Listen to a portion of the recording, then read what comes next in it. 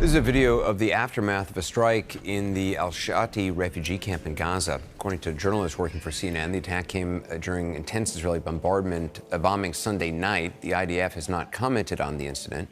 United Nations officials today said 70% of people in the Gaza Strip are displaced, many living in conditions a statement called, quote, inhumane. The Secretary General said that Gaza is becoming a, quote, graveyard for children. Israel's ambassador to the UN lashed out at the comments, called for the Secretary General's resignation. Emily Callahan is a nurse, activity manager for Doctors Without Borders, MSF. She was evacuated last Wednesday and arrived back in the U.S. just over the weekend. First of all, how does it feel to be out?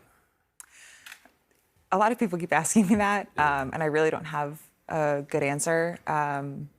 I obviously have a sense of relief that I'm home and I'm with my family and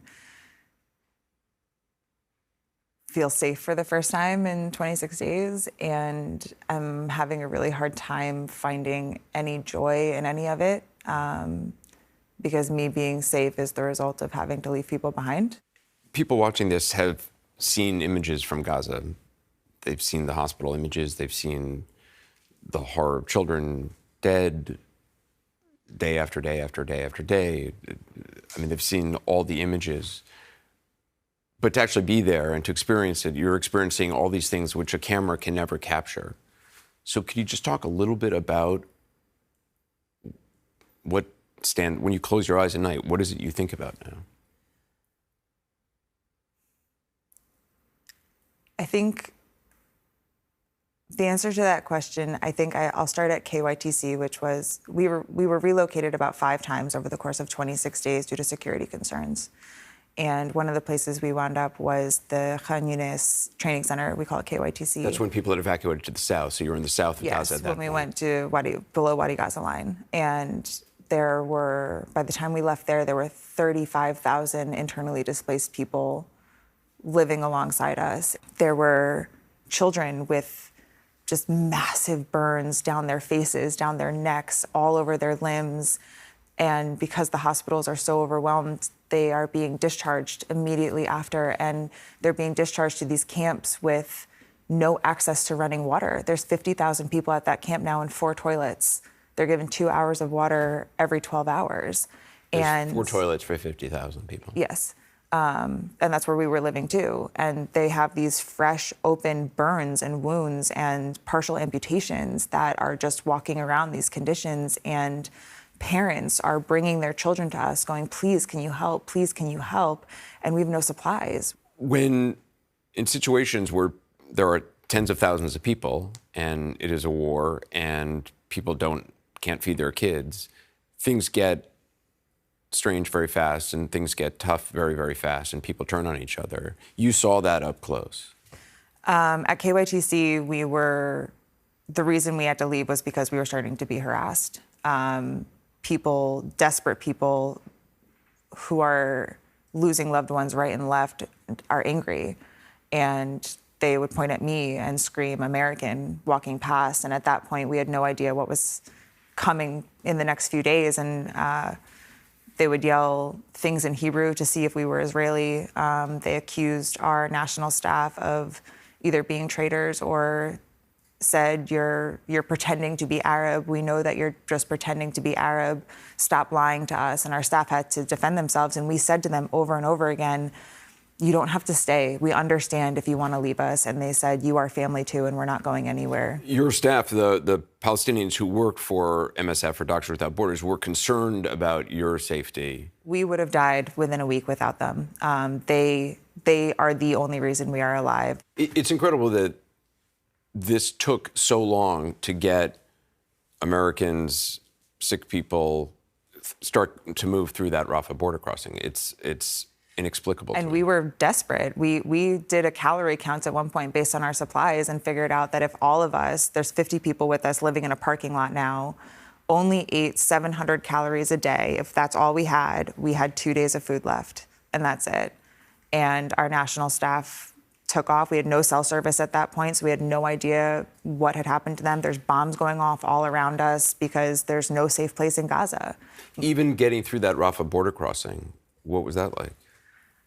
They didn't leave our side for a second. The national staff? The national because staff. They feared for your safety, even at the border crossing. They made sure they were standing between us and desperate people. They made sure that they were talking to every official that they could find, trying to push us through, trying to get us on the bus, trying to get us out. And we're standing there and we're watching these incredible men who have sacrificed everything for us, who have sacrificed time with their families, their own physical safety, their own water supply they were giving to us. And we're watching them fight to get us across the border, knowing that we were not bringing them with us. And they didn't waver. Ibrahim was right in the front with our passports, fighting so hard to get us on. And we get to Arish that night and find out his parents are dead. They were losing family members and friends. You said if it wasn't for your national staff, you think you would have been killed by people who were just desperate. We either would have starved to death or run out of water. They were the ones that negotiated all of that. Gaza's a small city, so everyone knows everyone, and they would call in favors and call their friends and say, who do you know that has food? Who do you know that's open? Where can we get this? And they would drive all over the place to find water.